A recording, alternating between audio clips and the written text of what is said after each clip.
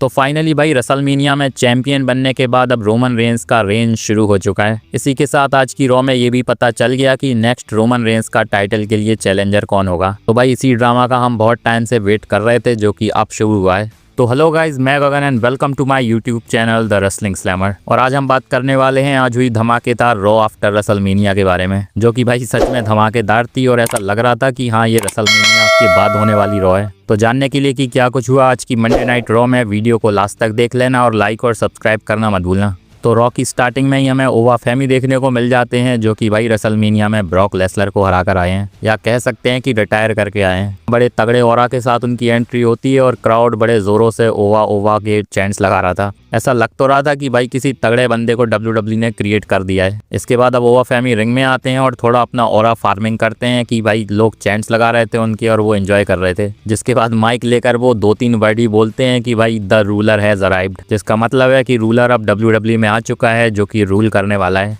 आज शायद WWE के पास ओवा फैमी को देने के लिए ज़्यादा कुछ था नहीं, तो इसके बाद वो चले जाते हैं। नेक्स्ट इसके बाद हमें काबुकी वॉरियर्स, रेहा रिप्ली और इयो स्काई का मैच देखने को मिलता है। और ये इसीलिए हो रहा है क्योंकि इयो स्काई की फ्यूड अभी कायरी ज़ेन और ऑस्का के साथ खत्म हुई नहीं है। रेसलमेनिया में लग रहा था कि शायद इनका मैच हो जाएगा, लेकिन WWE ने शायद प्लान कैंसिल कर दिया। बाकी मैच की बात करें तो ज़्यादा कुछ खास हमें देखने को मिलता नहीं है, फेस टीम की विक्ट्री हो जाती है। नेक्स्ट इसके बाद हमें सीएम पंक की एंट्री देखने को मिलती है, जो कि अपने बिना किसी थीम सॉन्ग के साथ आए थे और टाइटनट्रॉन भी WWE ने एकदम ब्लैक रखा था। थोड़े टाइम के लिए ऐसा लग रहा था कि कहीं WWE सीएम पंक को हील तो नहीं बनाने वाली, क्योंकि जॉन सीना का हील टर्न हुआ था तो उनका भी टाइटनट्रॉन ब्लैक हो गया था। लेकिन कुछ टाइम बाद सीएम पंक वापस से अपना थीम सॉन्ग चलवा लेते हैं और खुश हो जाते हैं। तो रोमन रेंस से हारने के बाद भी आज वो डिप्रेस नहीं थे, जिसका रीज़न भी उन्होंने बताया कि बहुत सारे बंदों को उन्होंने 6-7 महीने के गैप में खो दिया, जिनमें से कुछ WWE के बैकस्टेज वर्कर्स भी थे और कुछ उनके फ्रेंड्स भी थे। इसके बाद वो अपने डॉग लैरी को भी मेंशन करके कहते हैं कि भाई इतने सारे बंदों को खोने के बाद अब टाइटल खोने का ज़्यादा गम नहीं है। यहाँ थोड़ा इमोशनल से लग रहे थे सीएम पंक, जिसके बाद क्राउड भी उन्हें सपोर्ट कर रहा था।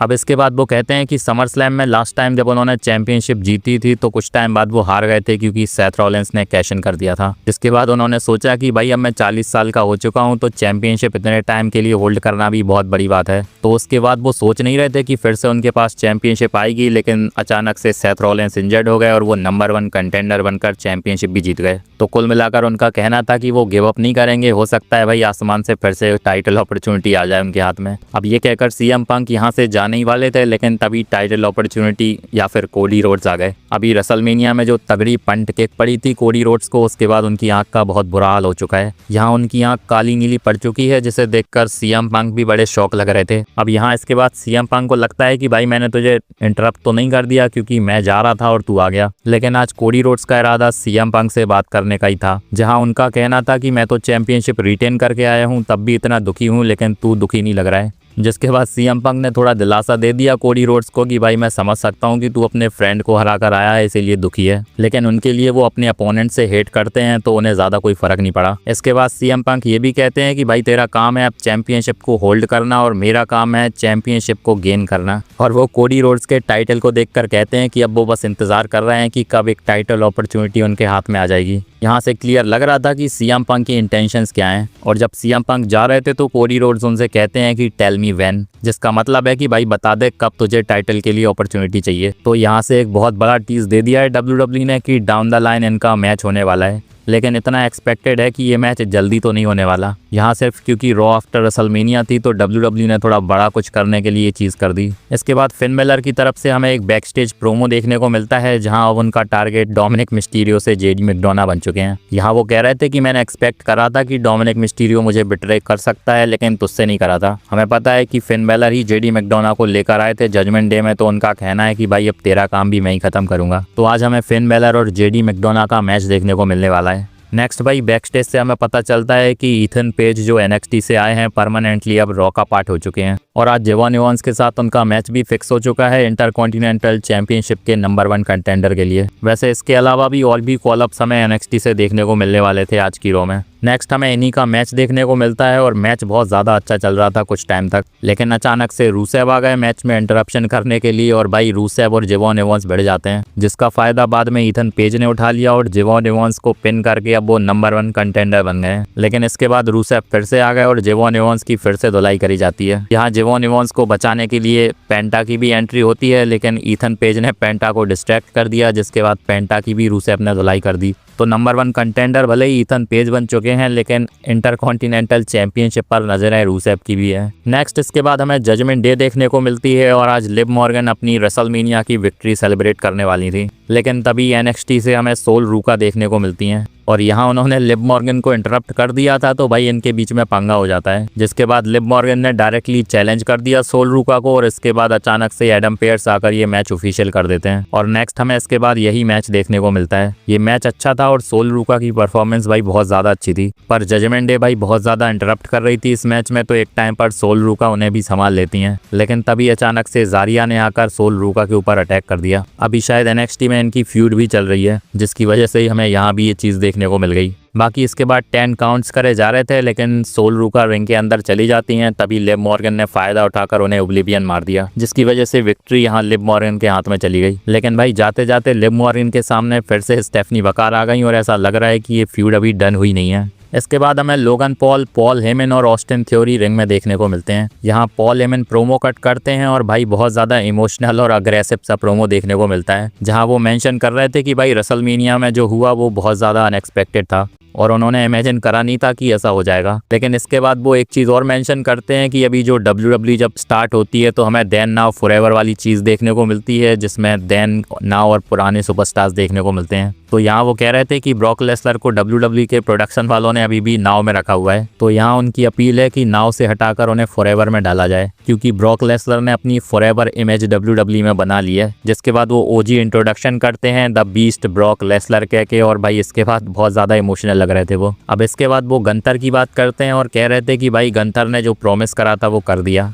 तो ये फेवर उनके ऊपर अब आ चुका है और जब भी गंतर को जो चाहिए उनसे वो उन्हें देने के लिए तैयार हैं। तो भाई कुछ तो है जो बाद में पक्का रिवील होने वाला है। इसके बाद ब्रॉन बेकर को भी मेंशन करा जाता है, जहां पॉल हेमन कह रहे थे कि एक और बंदा है जिसने सेथ रॉलिंस की ऐसी तैसी कर दी थी, और इसके बाद हमें यहाँ ब्रॉन ब्रेकर देखने को मिलते हैं। लास्ट ईयर रेसलमेनिया के बाद ही ब्रॉन बेकर को इंट्रोड्यूस करा था विजन में सेथ रॉलिंस ने, तो यहाँ ब्रॉन बेकर मेंशन करके कह रहे थे कि भाई इसी टाइम अराउंड वो विजन के लीडर बने थे, क्योंकि सेथ रॉलिंस बहुत ज्यादा वीक था। इसके बाद वो रेसलमेनिया को मेंशन करके कहते हैं कि जो भी रेसलमेनिया में मैंने किया उसके बाद मुझे बहुत ज्यादा खुशी हो रही है, क्योंकि सेथ रॉलिंस बहुत ज्यादा क्लोज आ गया था गंतर को हराने के लिए, लेकिन मैंने उसे स्क्रू कर दिया। इसके बाद वो डायरेक्टली सेथ रॉलिंस को मैसेज भी देते हैं कि भाई अब जब भी तू मेरे सामने आएगा मैं तुझे स्क्रू ही करूंगा, और तभी सेथ रॉलिंस का म्यूजिक हिट हो जाता है और सेथ रॉलिंस चेयर के साथ आ गए। थोड़ा बहुत ट्राई करा उन्होंने विजन को बजाने का, लेकिन 3 बंदे थे तो भाई सेथ रॉलिंस के ऊपर तीनों भारी पड़ जाते हैं। जिसके बाद अचानक से स्ट्रीट प्रॉफिट्स का थीम सॉन्ग हिट होता है और हमें स्ट्रीट प्रॉफिट्स देखने को मिल जाते हैं।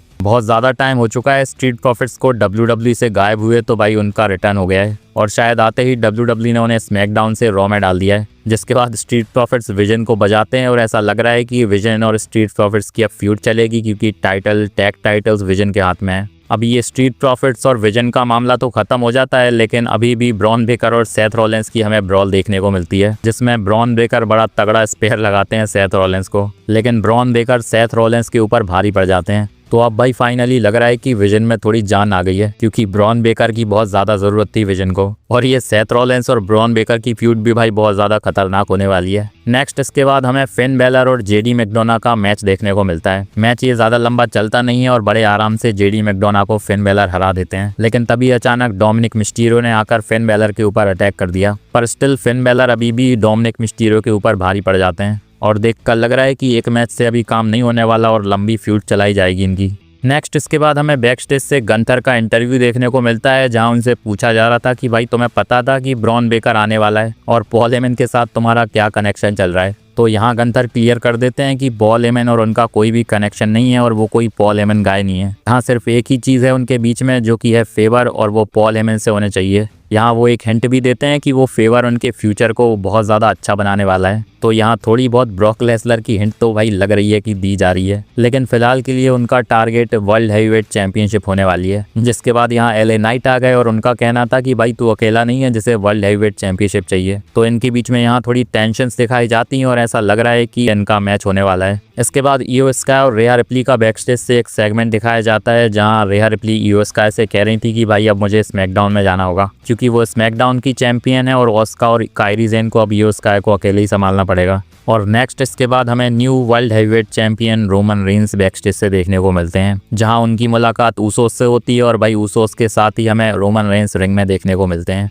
अब यहाँ रोमन रेंस कहते हैं कि भाई उन्हें वो पुरानी वाली फिलहाल फीलिंग नहीं आ रही है, क्योंकि वो अलग अलग चल रहे हैं। बहुत सारी उनके बीच में टेंशन्स और प्रॉब्लम्स भी हो चुकी हैं, तो भाई अब बहुत टाइम हो गया है, तो अब हमें एक साथ आ जाना चाहिए। क्योंकि लास्ट टाइम जब हम एक साथ थे तो भाई हमने रूल करा था। लेकिन यहाँ वो स्पेशली मेंशन करते हैं कि भाई मैं तुम लोगों को मेरा चेला बनने के लिए नहीं बोल रहा हूँ। जिसके बाद जिमी ऊसो कहते हैं कि भाई तू हमेशा हमारा ट्राइबल चीफ रहा है और हमेशा रहेगा। यहाँ इसके बाद वी द वन वाला साइन भी करा जाता है, तभी एंट्री होती है जेकब फाटू की। अभी थोड़ा शॉकिंग सा लग रहा था जेकब फाटू को रॉ में देखना, क्योंकि वो स्मैकडाउन के बंदे हैं। जेकब फाटू के रिंग में आने के बाद रोमन रेंस उनसे कहते हैं कि भाई तू मुझे एक्नॉलेज करने के लिए आया होगा, लेकिन जेकब फाटू क्लियरली मना कर देते हैं कि भाई मैं तुझे एक्नॉलेज करने के लिए नहीं आया हूँ। जिसके बाद रोमन रेंस कहते हैं कि फिर तो भाई तू टाइटल के लिए ही आया होगा। और यहाँ जेकब फाटू रिवील कर देते हैं कि हाँ भाई उन्हें टाइटल ही चाहिए। यहाँ वो ट्राइबल चीफ बनने के लिए नहीं आए हैं, लेकिन ट्राइबल चीफ के पास जो कुछ है वो सब उन्हें चाहिए। यहाँ उन्होंने रोमन रेंस की शू डील की भी बात करी, उनकी घड़ी की भी बात करी और उनके कपड़ों की भी बात कर रहे थे, क्योंकि उनका कहना था कि मेरी फैमिली को पालने के लिए मुझे सारी चीज़ों की ज़रूरत है। तो यहाँ बैकलैश में रोमन रेंस को वो टाइटल के लिए चैलेंज करने की बात कर रहे थे,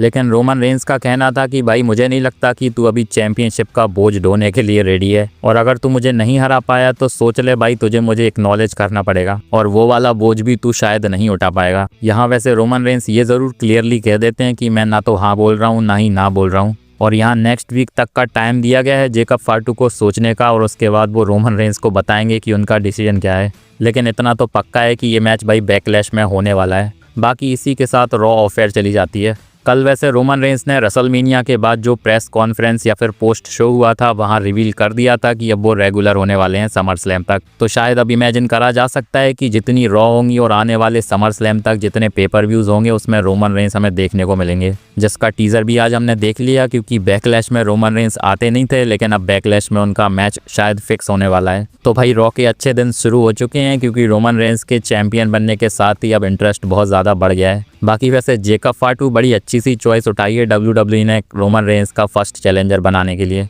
क्योंकि ब्लड लाइन से भी वो रिलेटेड हैं और ये फ्यूड बहुत टाइम से बहुत सारे फैंस देखना चाहते थे। तो कमेंट्स में बताओ आपको आज की रॉ कैसी लगी, और ये मेरी वीडियो अच्छी लगी हो तो इसे लाइक और चैनल को सब्सक्राइब ज़रूर कर लेना, और बेल आइकन को भी प्रेस कर देना ताकि मेरी वीडियोस की अपडेट्स आप तक पहुंचती रहें। तब तक के लिए मिलते हैं नेक्स्ट वीडियो में। धन्यवाद।